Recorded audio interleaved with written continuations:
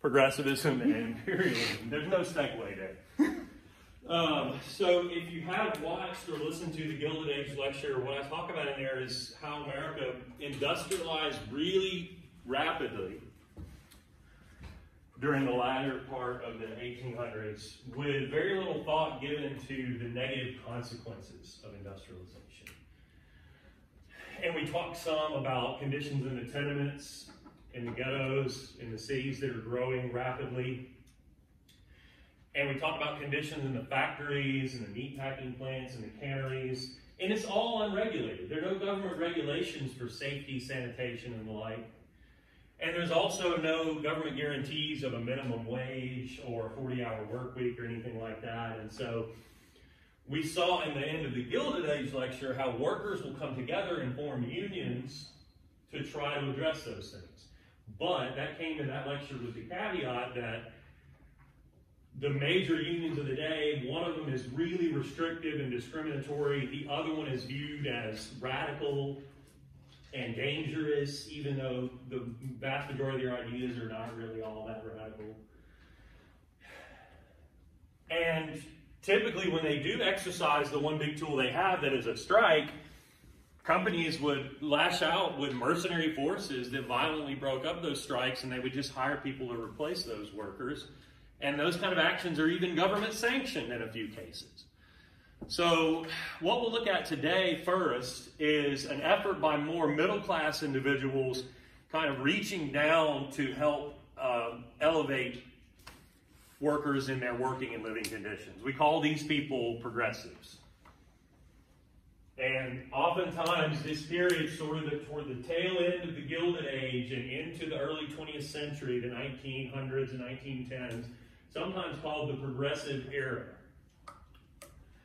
And then we'll transition into talking about how in that same era, America is increasingly active beyond its borders, creating an empire, as other European countries had already done. So it's becoming an imperialist power at the same time.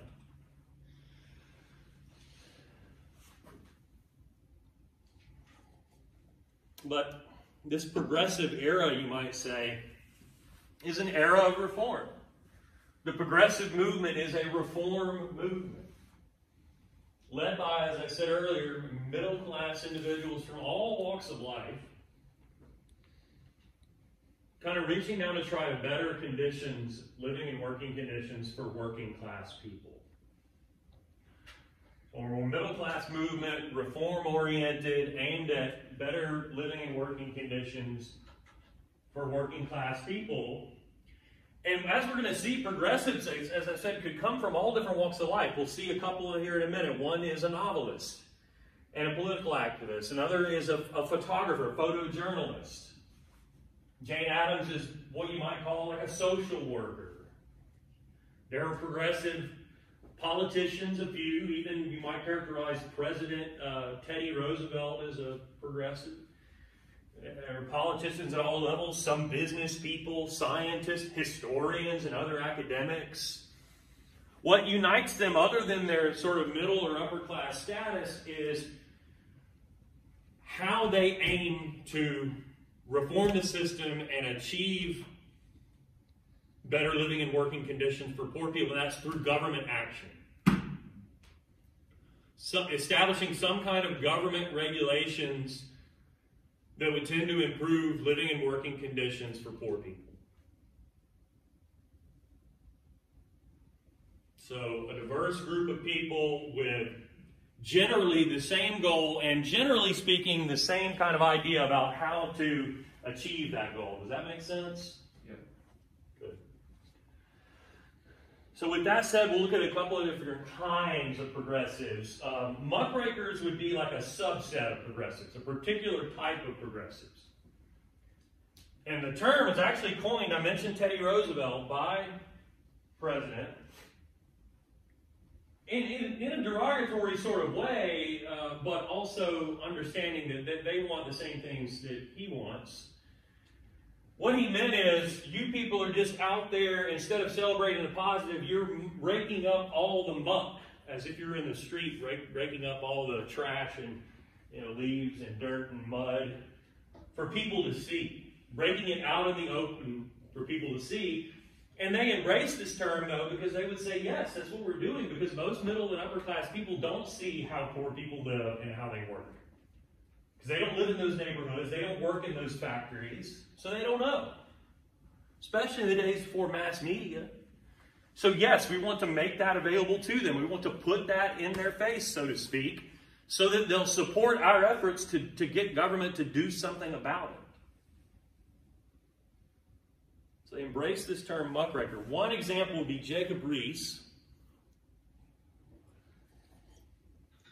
I mentioned he's a photojournalist. He's a pioneer in the use of flash photography. That's one of his photographs there, and I'll pull up a quick Google image search would produce a number of his photos.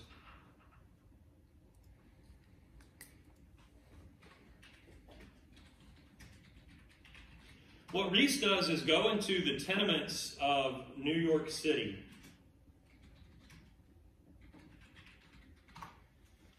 And photographs how folks live in those tenements. You remember, if you've seen the previous lecture, there's a photo of this one right here of a bunch of poor people crowded into a one-room tenement apartment. Families living, 3 generations, taking in a boarder, a newly arrived immigrant who is there by themselves, maybe, that doesn't have anywhere else to go, can't afford a place on their own, and the family could use a little extra money towards rent and expenses. And remember, these tenements are not built to any code, often no access to a fire escape, even windows in some cases, dilapidated, shoddy. Riis takes pictures of how these people live, and he publishes them in what you might call a photojournalistic expose called How the Other Half Lives.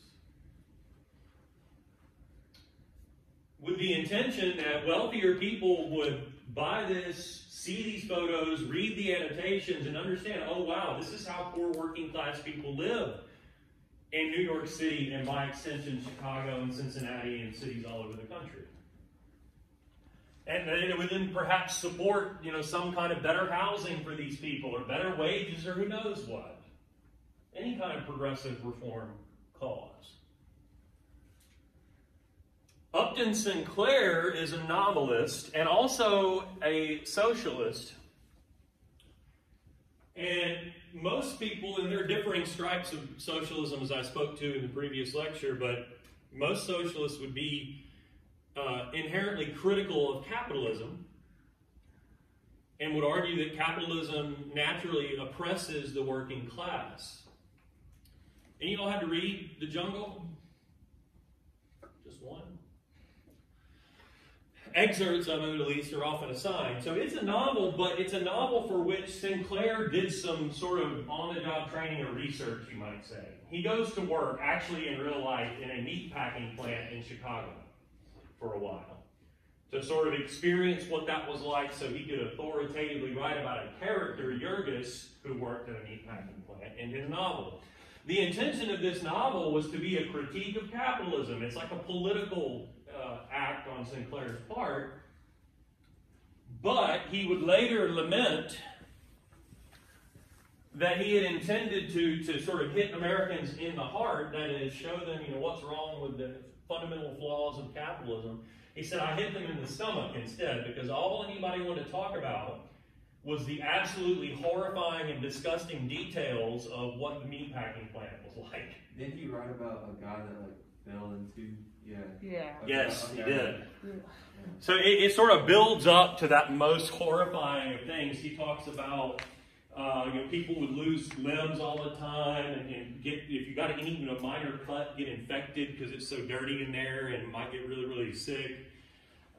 Talks about people that worked in a certain part of the plant that just literally stank all the time, no matter where they were, what they were doing, because of what they were around. And people who worked in a part of the factory that were hunchbacked the rest of their life because the ceiling was so low.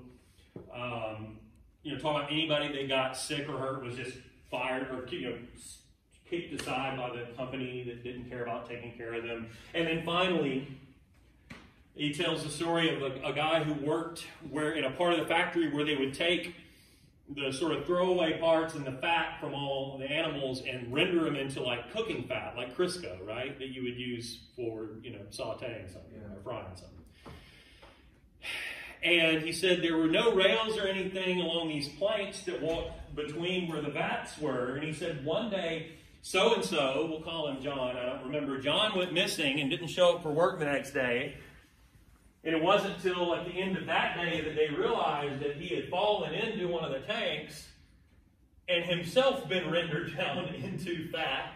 And so therefore, if 2 days had passed, parts of John had gone out into the world as canned Durham's leaf lard or whatever it was called. And so, needless to say, those kind of things are memorable. And it got a lot of Americans talking about, my God, do we need some regulations for these places? And if it was like that in the plants where Sinclair worked, I mean, it stands to reason it's like that in other places as well. So a classic example of muckraking, even if it was sort of incidental or maybe not exactly fully intentional in the way that he meant it to be. And then, though, there's a different kind of progressive, sort of more hands-on. Jane Addams is instrumental in the settlement house movement. She starts Hull House in Chicago as a way to help immigrants get settled in America. As a way to help them find a place to live, find work, and also, as you can see in the photo there, to help them take care of their children, if they had any. Hull House kind of begins with one of its main missions being a sort of daycare for working class people, immigrant working class people's kids, because otherwise they had nowhere to go. These are the days before there was compulsory, more or less free public K through 12 education for everybody.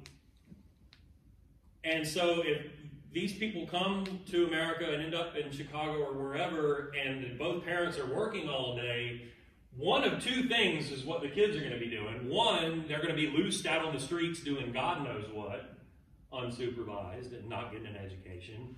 Or what else? Working themselves and being exploited as child labor, because there were no prohibitions against the exploitation of child labor at the time, no regulations for that either. And so for Addams, it made sense to allow both parents to work. The kids are not only being exploited or running amok in the city, they're getting an education. And if we're talking about immigrant kids, they might not speak the English language, and so getting them to learn to read and write and also in English might be helpful as well. That being said, remember what I said about progressivism, what unites them. They all want for reform to help working class people and to do that through government action. Well, if part of what you want to do is government action, if the government is corrupt, then addressing government corruption is something that you're going to need to do as well. And governments at the city level could tend to be, at that time, very corrupt. In fact, there are some notable examples of the government at the federal level during this period being incredibly corrupt. And so Hull House kind of becomes a home base for progressive activism, including seeking political reform, exposing government corruption, trying to secure city regulations for all manner of things related to working class people in their lives. And that becomes a model for other settlement houses throughout the country. They're not just places that help immigrants, get a place to work and live. They're active in all sorts of other progressive causes.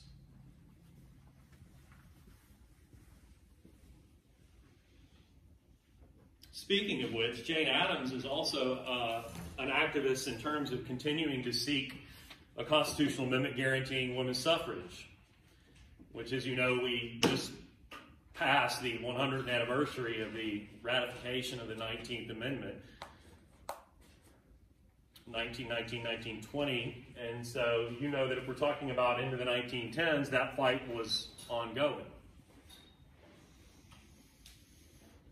Speaking of which, let's talk constitutional amendments. If we want to measure the success of the progressive movement.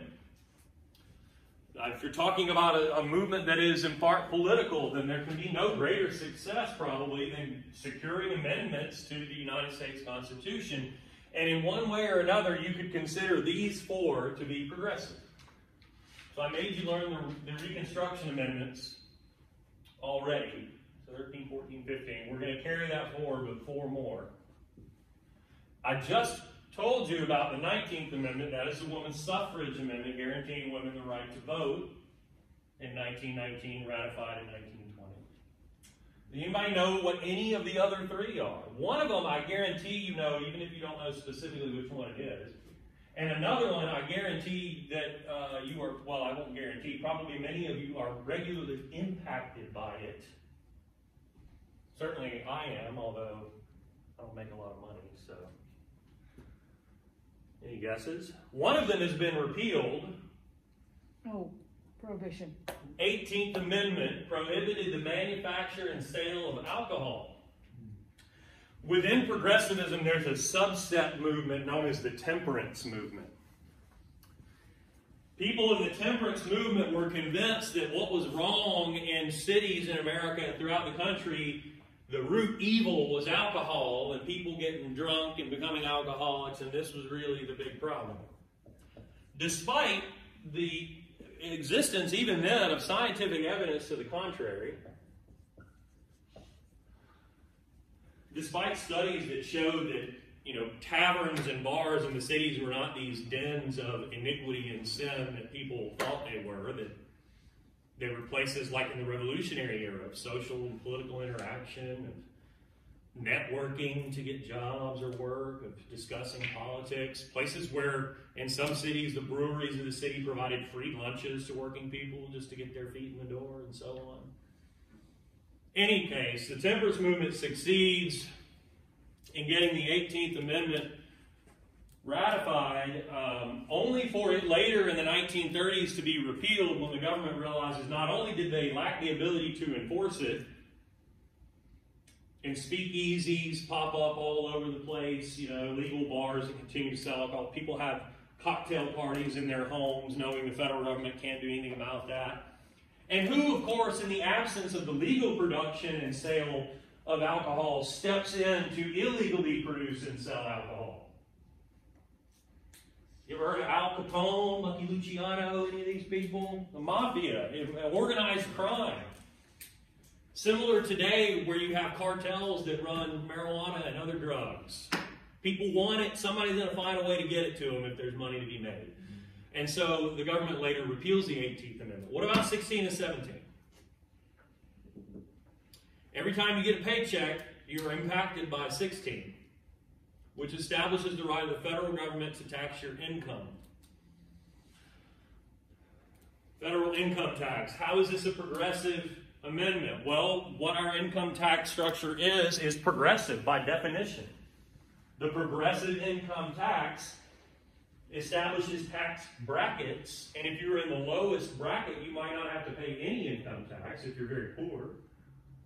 If you only make a little bit of money, you'd be taxed at a lower rate than somebody who makes a lot more. And if you make a ton of money, you might be taxed at an even higher rate than that. And the rates are adjustable, right? So if you have a very conservative administration in place, they can adjust it to where rich people don't quite pay as much. Or if you have a more progressive administration in place, they might raise it to where rich people have to pay more. The idea here is it could be a vehicle for the redistribution of wealth. That very, very rich people could pay a higher percentage, and that money could be used for social programs to help uplift the very, very poor who have nothing.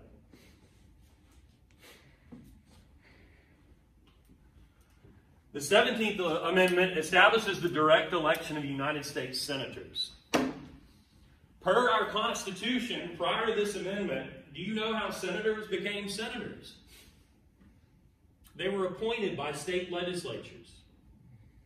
And the thinking of progressives being in their efforts at political reform is that this had become a corrupt practice, that state legislatures were putting in yes men or good old boys to do their bidding.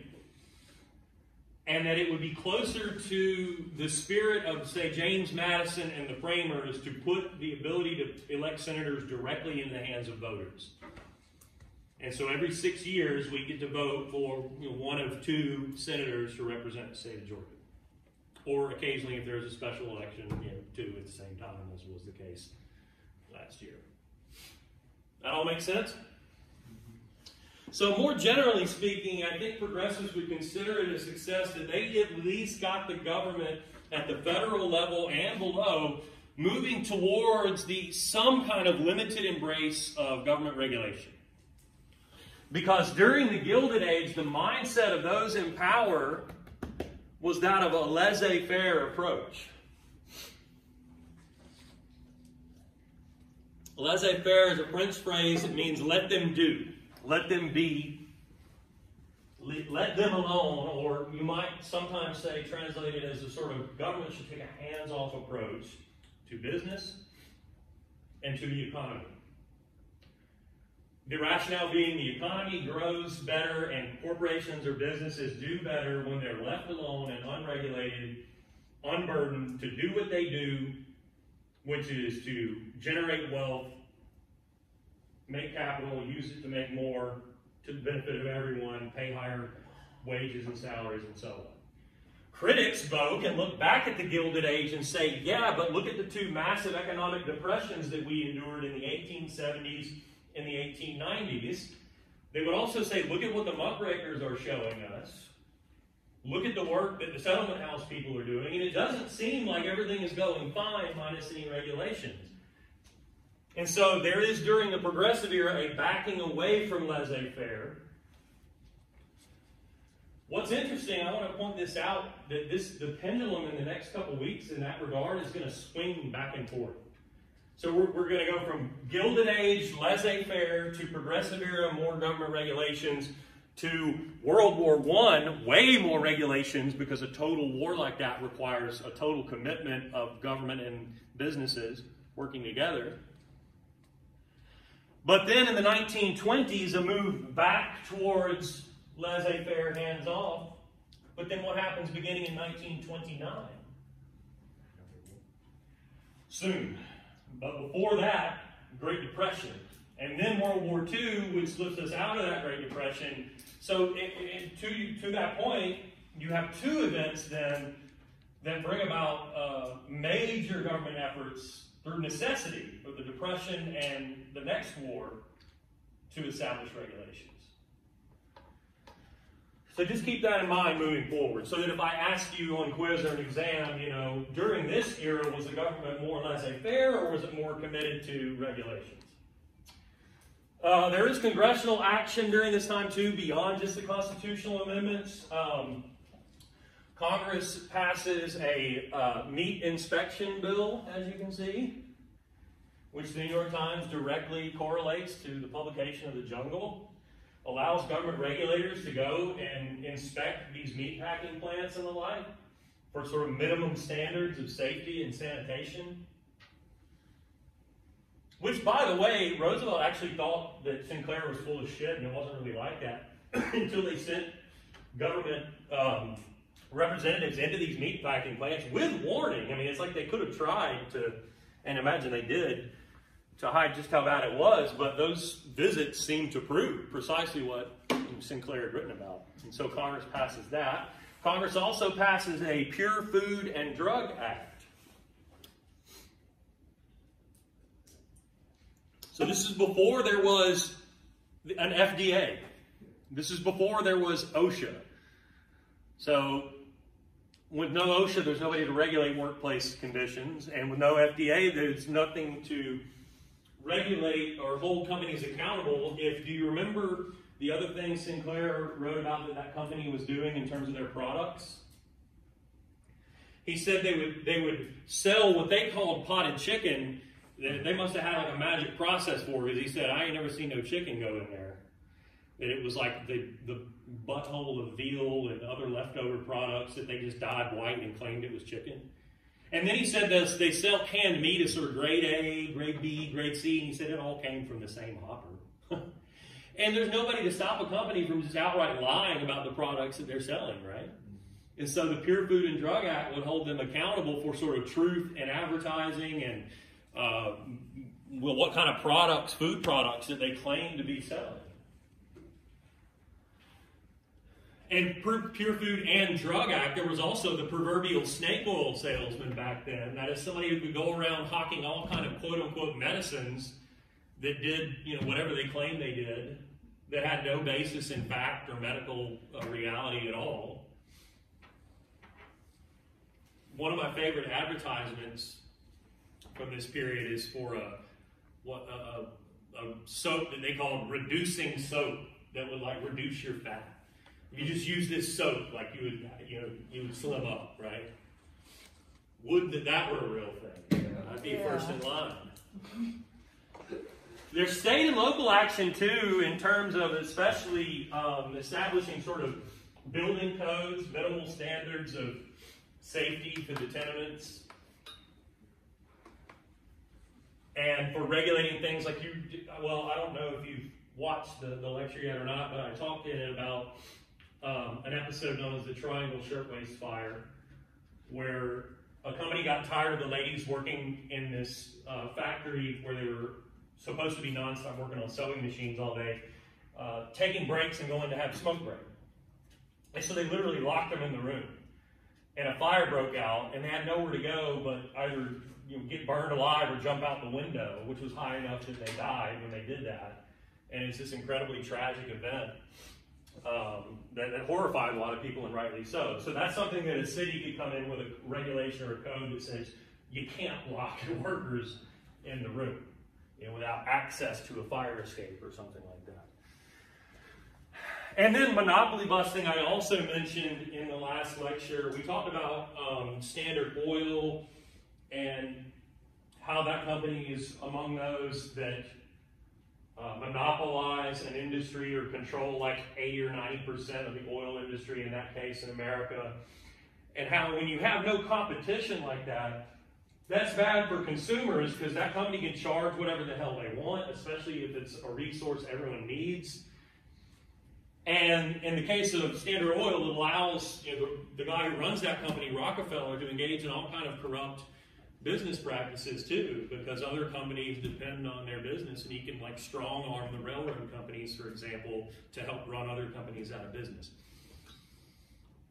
All of that to say, the government during this time, especially as you see in the cartoon during Roosevelt's presidency, go after some of these monopolistic corporations and forcibly break them up into competing companies.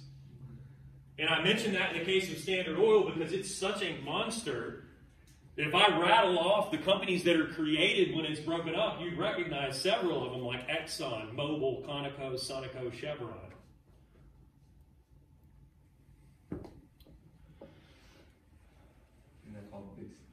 Yeah, he goes swinging the big stick. He walks softly, carrying the big stick, and that would apply both to busting up these trusts, as they were called back then, or monopolies, and also, if you're Roosevelt, it applied to his foreign policy as well, as we'll see, because he is not only a progressive, he's very much an imperialist as well. When I get to spend a little more time on these two topics, and when this class is broken up into two halves, I sort of present Roosevelt as the figure that embodies kind of both of these phenomena, but we don't have enough time in here to sort of zero in on Roosevelt, and maybe that's okay.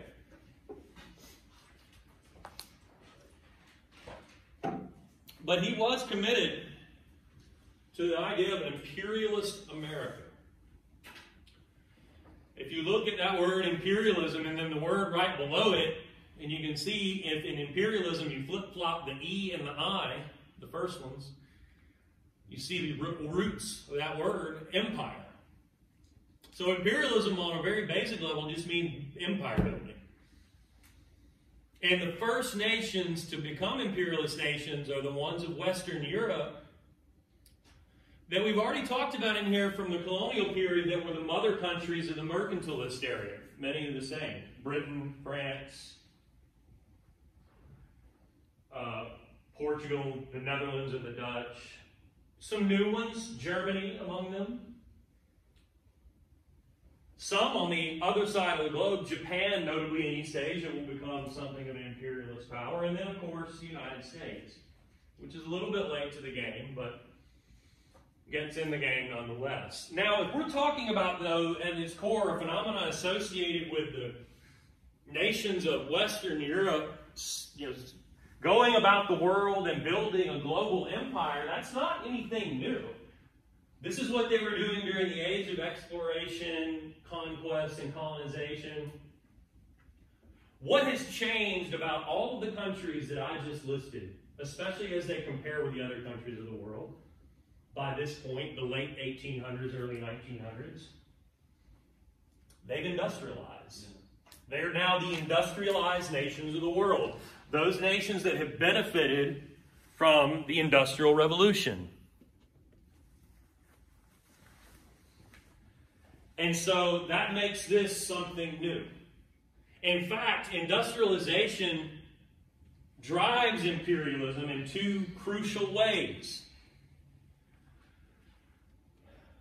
One, if you are an industrializing nation, you must have access to certain resources.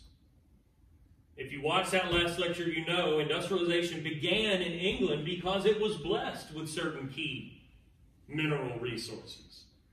But it doesn't stop there. You need more and more and more of not only those resources, but still more, different kinds, if you're going to continue to industrialize. And sometimes it's resources that you don't have, or that don't exist or won't grow otherwise in your country, may not exist there, but it sure does in, say, West Africa, or in India, or in Vietnam, or in the South Pacific.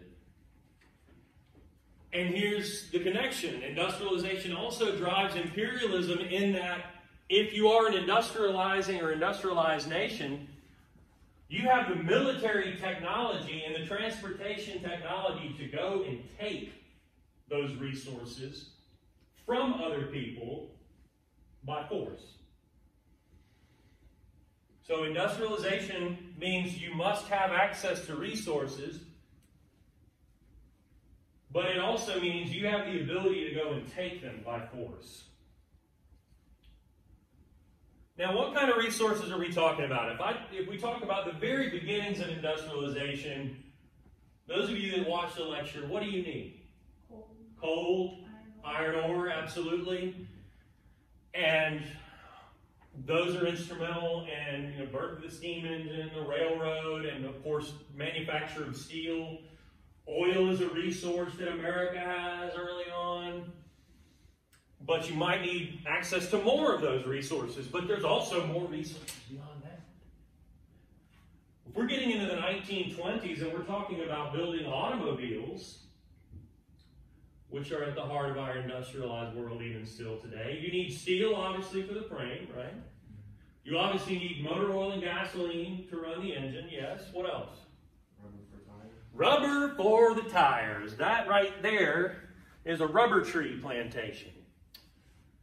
Rubber is made from material that grows on trees. Those trees don't grow in Britain or in America, but they do in Ghana or Senegal. And so if you were to go and establish colonial control by force over portions of West Africa, displacing the local people in the process, putting them in a situation where they had no choice of how to survive except working for your companies, growing, say, rubber trees, palm trees for palm oil, which is another resource you might want access to, that would give you the ability to continue to industrialize.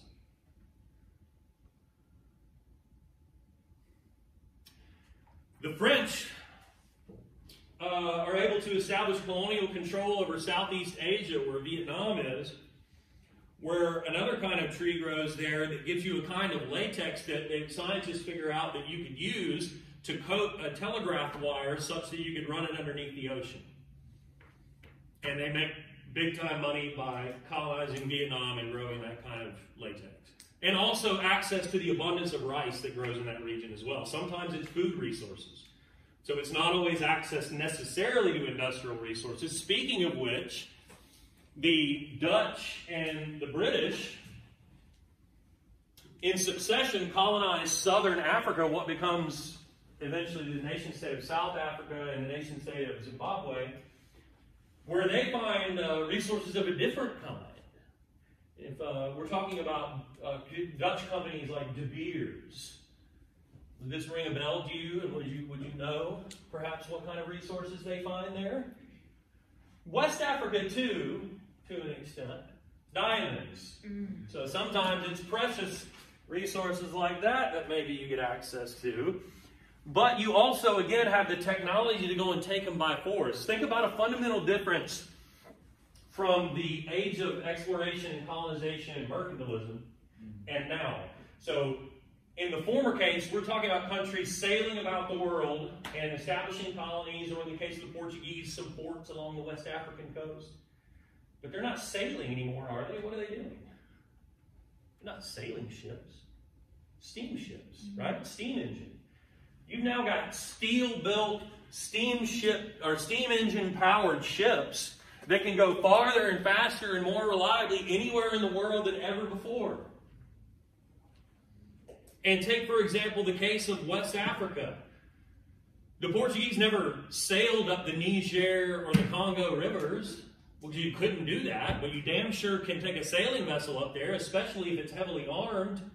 And you can go all the way up the Congo River if you're the Belgians and establish deep in the heart of Congo a colony that you could use to force local people into growing rubber trees and the like. Does that make sense? And also, if there is resistance, and believe me, there was resistance in India, there was resistance in southern Africa from the Zulus, there was resistance in the Sudan to the British there. Even when it's a highly successful military force that is resisting, they don't have machine guns, right? They don't have advanced artillery and rifles. And the advantage of industrialized weaponry like that is so profound that there are examples of battles where, you know, the British or the Dutch or the Belgians or whomever are outnumbered by the thousands, and it doesn't matter. Numbers, courage, valor, experience, none of that matters if you have swords and shields and bows and arrows and the like going up against machine guns and artillery with rifle barrels and so on. And so, once you have vanquished all resistance and colonized these parts of the world like Africa and South and Southeast Asia and elsewhere, and you establish this dominance over other peoples and are exploiting them economically for your own benefit, at a time when some of these countries, especially the British and American and the French, consider themselves to be liberal democracies that celebrate values like freedom and equality, you might need to come up with some kind of justification for why you are doing this to other people. And the answer is more or less racism. Theories of racial superiority cloaked in the veil of science. You guys know Charles Darwin is responsible for explaining to us the process of evolution and natural selection. Right, how species evolve over time to survive. A man named Herbert Spencer applies that in his theories to the development of human civilization and argues that what you see over time is the survival of the fittest. This applies here because white people in Western Europe and America could look around the world and say, well, we've industrialized. Look how advanced we are. Other peoples in other parts of the world haven't done this, so clearly we are the fittest, that is, we are a superior race of people. Some would take from that then the idea that what really imperialist nations were doing, they weren't really going and conquering peoples and exploiting them. They were providing them with the benefits of their civilization. Because it was the, quote, white man's burden, that is duty or obligation, to spread their technology and advanced science all throughout the world. Which is, of course, a lie and an excuse, maybe a lie to themselves, as a way to justify imperialism. Because, yes, when the British do build a massive railroad and telegraph network, say in India, or when American corporations do the same in Central America. It's never for the benefit of the Indian people or the Honduran or Guatemalan people. It's always for the benefit of the corporation. This is a map of the imperialist world, a very imperfect map. But you guys are lucky I don't do in here what I do all the time in my world class, which is get on Google Earth and just wander around. And just bumble around and plop down in random places. Less opportunity to do that in here, but one of the things that sort of jumpstarts imperialism was what they called the Scramble for Africa. In Europe at the time, the industrialized nations were really concerned with a balance of power. And I use that phrase in here talking about America prior to the Civil War. What I mean in here is a balance of power between these nations so that any one nation didn't get way more powerful, wealthy, more militarily advanced, build a much bigger, colonial empire than any of the others, because that was an existential threat. We are not 100 years removed from Napoleon at that point. People remember that. They don't want to see that happen again. So all it takes is one country becoming interested in colonizing one part of Africa for other countries to fall all over themselves to do the same. And within a matter of decades, nearly the entire continent of Africa has been colonized to some extent. The French in Tunisia and Algeria, Morocco, down here, what's today, Senegal and the Côte d'Ivoire, the Ivory Coast, Niger, Nigeria, Burkina Faso, down here, an island of Madagascar. I mentioned in Indochina over here, Southeast Asia, where Vietnam and Laos and Cambodia are. The British, they said the sun never sets on the British Empire because you got Britain here and they've got Canada and Australia and South Africa and what they called Rhodesia or Zimbabwe. They took control of Egypt so they could build a canal here between it and the Sinai Peninsula so their steamships didn't have to go all the way around to get from Britain to India, which they also colonized. And over here, Burma or Myanmar. Let's see, who else? The Portuguese. Portugal is here, as hopefully you know by now. They've got Angola and Mozambique. The Germans and Tanzania and Namibia. The Belgians I mentioned here in the Congo. Italians in Libya. I mentioned Japan, who takes over Korea right here, and eventually Manchuria as well, and eventually islands out here in the Pacific. You have the Dutch here in Indonesia. You have the United States that eventually gains control of the Philippines, various islands in the Caribbean and Pacific. And it doesn't show you this, but eventually will have a tremendous amount of control through its corporations in Central America. And then one other thing it doesn't show you is that along the coast of China, numerous port cities are taken over by these imperialist nations by force. Not the interior of China, but nonetheless, it's port cities which are valuable for purposes of trade.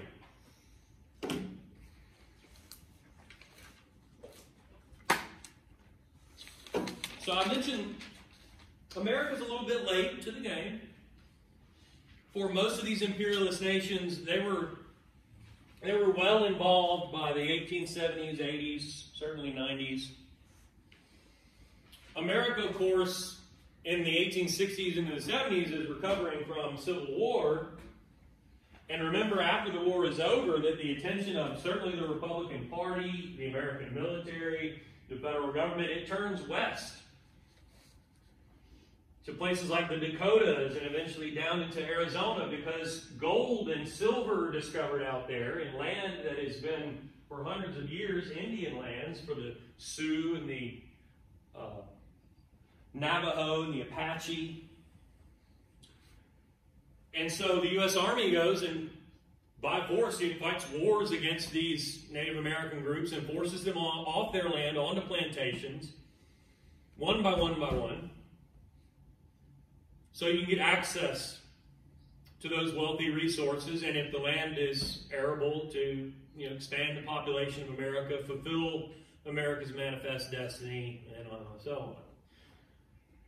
The point being that America may be late to the game, but in terms of making war upon peoples in order to vanquish them, establish control over them, and take their resources, America has practice because of the Indian Wars. A sort of internal imperialism, if you will. And then America gets its foot in the door, so to speak, in China.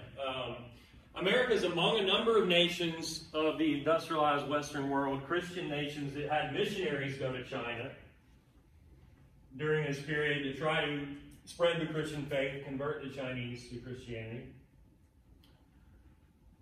And those missionaries have some success, but they're also detested by a large segment of the Chinese population who are perfectly fine with Chinese traditions and institutions.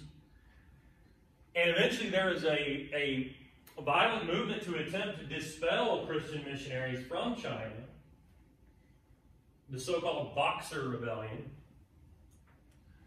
And a number of these Western Christian missionaries are killed in the process.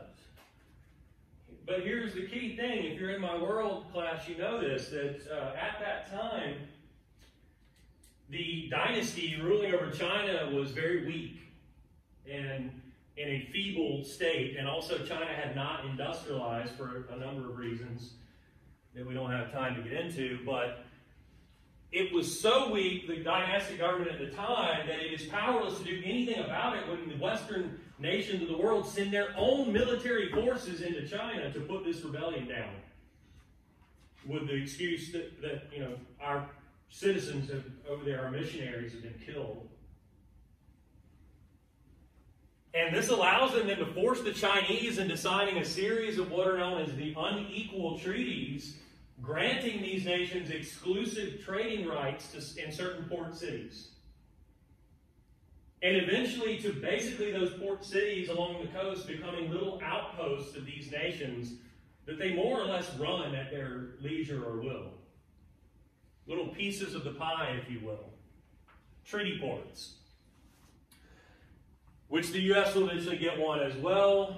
The British get a couple of really important ones because they actually fought a separate war with the Chinese because they were smuggling in opium from British India and Afghanistan, and Chinese were getting addicted to it, and they tried to stand up to the British, and Britain fights a series of wars that they, of course, win and forced China to sign over treaty port access and so on.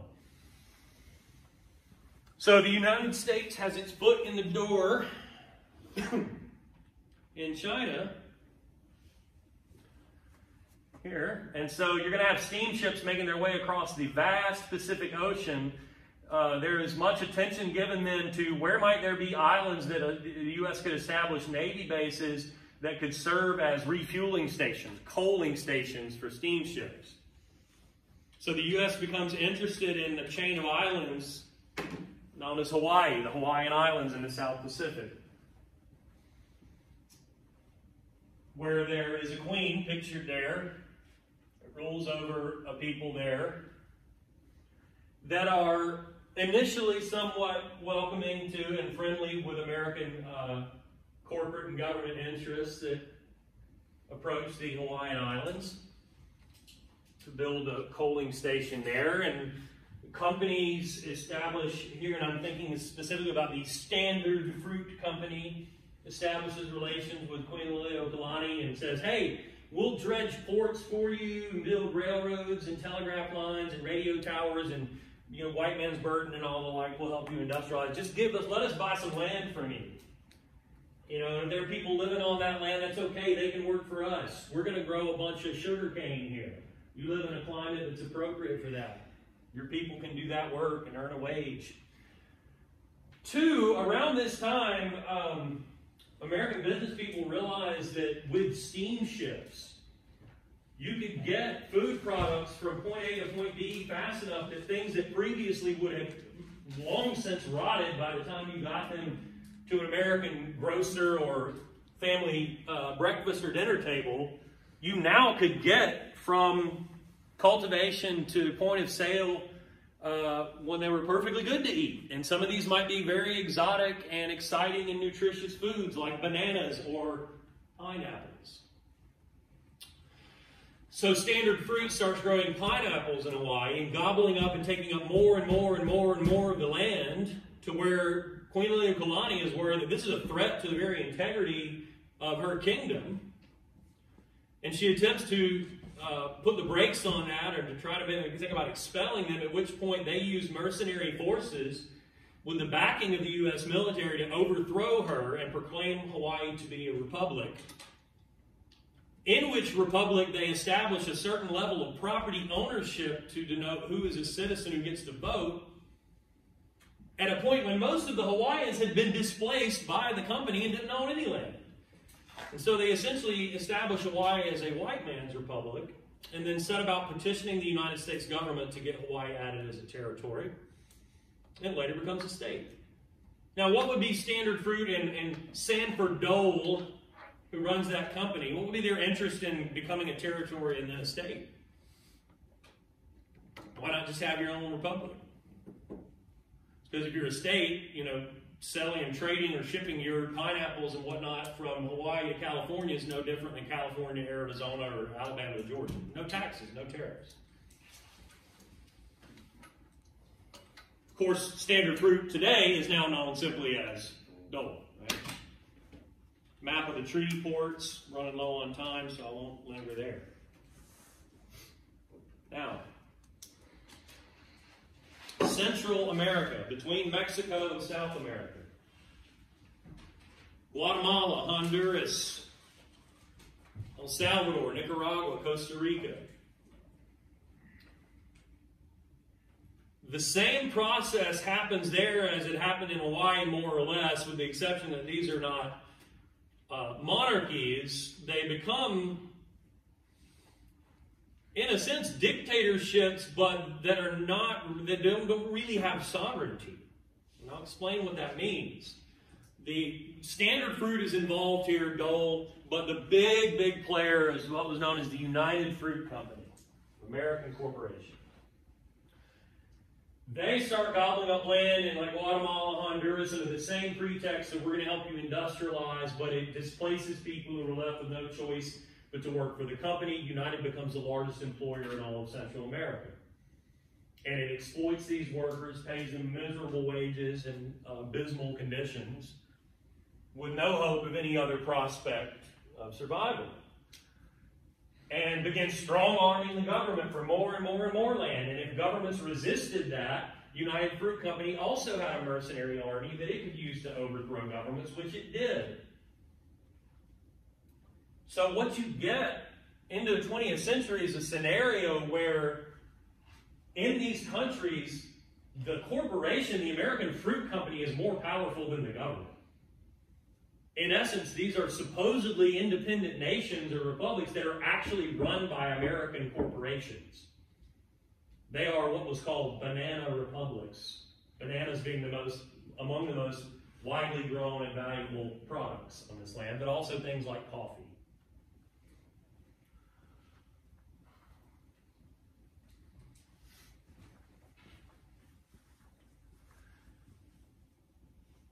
Then there's Panama, which is at the tail end of Central America here, between Costa Rica and Colombia. It was initially part of Colombia. And the United States, at one point, and Roosevelt is very much a part of this, interested in the idea of a canal between the narrowest parts there to connect the Caribbean with the Pacific Ocean, so ships wouldn't have to go all the way around South America. In Roosevelt's mind, this was good for America's defense and its navy as much as it was for trade. They were not the first to conceive of this idea. The French and others had already attempted to do this, but as narrow as that strip is, it's also jungle, there are diseases, and there's an elevation change from one side to the next that made it an engineering fiasco. But the U.S. takes up the call, tries to convince the Colombian government to let them do it, and they refuse. Perhaps having been aware of what was happening to their north, of these exploitation by these companies, backed by the American government. So, the United States CIA backs a movement of Panamanian rebels to overthrow Colombian rule and to become independent. And of course, one of the first acts of the independent Panamanian government is then to make an agreement with the United States to not only allow it to finish the canal, but then to actually govern and rule the canal and the land immediately around it for roughly the next 100 years or so. Panama Canal Zone. You know how they solved the engineering problem? Wasn't it like elevators that like... Yeah, so locks and dams. So if it's this high on one side and this high on the other, you have ships come into an area that locks over here and locks over here, and then you take water out, and the ship goes down, it goes into the next one. The same process again, or the opposite going the other way. Pretty genius, still in use today. It has reverted back to Panama within my lifetime. And then there's the Spanish-American War, which the results of which really established America as a sort of full-grown imperialist nation. How is it the United States finds itself at war in the 1890s with Spain? Which, by the way, still had colonial possessions, obviously, but was a shadow of what it had been in like the 16th century. In essence, Spain got rich on gold and silver that dried up and that it spent on wars that it did not win. And this would be another one of those. The immediate issue was Cuba. If you know your geography, you know that Cuba sits just 90 miles or so off the coast of Florida here, long slender island there, that had once been sort of home base for the Spanish conquistadors. Before this war, Cuba was still a Spanish colony. And you have an America that was trying to reinvigorate the so-called Monroe Doctrine, the idea that the Western Hemisphere is sort of America's backyard to police, and you didn't want European nations coming over here and trying to recolonize parts of the Western Hemisphere or to bully nations in America's backyard. It was America's job to bully those nations. And yet here still sits, 90 miles from Florida, this Spanish colony that had been coveted by some in America for a long time. And so there is support for Cuba Libre. Let's free Cuba. And America sends forces down there on the pretext that the Spanish had blown up an American warship in the coast of Havana. In the port of Havana. The USS Maine explodes, and as you can see graphically illustrated there in a little bit of what we would call yellow journalism, that is... Fancy way of saying making it up. Yeah, there's no proof that the Spanish are responsible for this. This is a thing that happens repeatedly in American history. Happens with Vietnam, happens with the Iraq War. There's a reason we go to war, and there's not actually any sort of legitimate proof that what we say happened actually happened. But it becomes the reason America declares war on Spain, sends forces down into Cuba to support the Cuban Revolution, but figures, hey, we're at war with the Spanish, why not try to take others of their colonial possessions that they still have, like next to Cuba here, Puerto Rico, or over here, the Philippines, or maybe some other islands throughout the Caribbean that we might want. And so when the United States defeats the Spanish, it takes control of the Philippines, Puerto Rico, other islands that I mentioned or didn't. It does not take direct control of Cuba. You couldn't go under the pretext or excuse of Cuba Libre or Free Cuba and then make it a colony, but the U.S. does make sure that in the Cuban Constitution there was inserted this Platt Amendment. So America gets two things. One, there is a clause in there that establishes the principle that if the nation of Cuba ever found itself indebted to some other nation, and this had happened in the Dominican Republic and other places, like a European nation, a wealthier nation, and, for whatever reason couldn't pay those debts, then those nations are not sending military forces over here. America will handle that. What this does, though, is give the United States government control over what the Cuban government could borrow and spend. That's a significant measure of control. And the other thing that they give the United States gets the perpetual lease of a small corner of land in the southeastern part of Cuba for use as a naval base, which for the last 20 years or so has been less of a naval base and more of a detention center or prison in the so-called War on Terror. And what is the name of this base? Wow, we're really that far removed from when this was a big topic in the news. Guantanamo Bay. U.S. still controls Guantanamo Bay to this day, even though the government in Cuba experiences a revolution, as an overthrow of the government that is established here and leading to the government that's still in place there today. Questions? So again, with the possessions that it gains in the Spanish-American War, with what it had done in China, the acquisition of Hawaii, informal corporate control of nations of Central America, the banana republics, America has established itself as a bona fide imperialist nation. This is an important point. It occurs to me I didn't make it, and this is what happens when you don't use your notes. But in my defense, I do usually bring my notes to this class, even if I don't use them.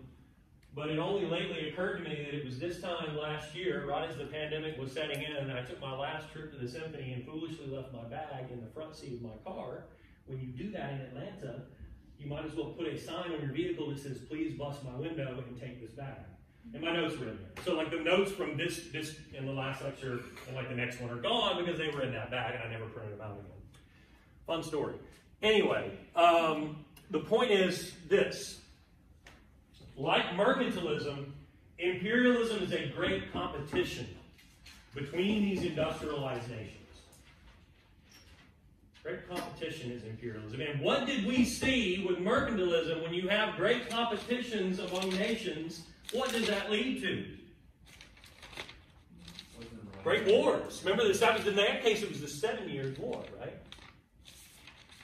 In this case, it's going to be what they called at the time the Great War, which they thought might be a war to end all wars. One last big, huge, industrialized fight for it all. We now call it World War I because it did not end all wars. And in fact, somehow, even though this was, in its time, the worst conflict that human beings had ever created and seen, it was somehow surpassed by another one 20 years later, which we now call World War II.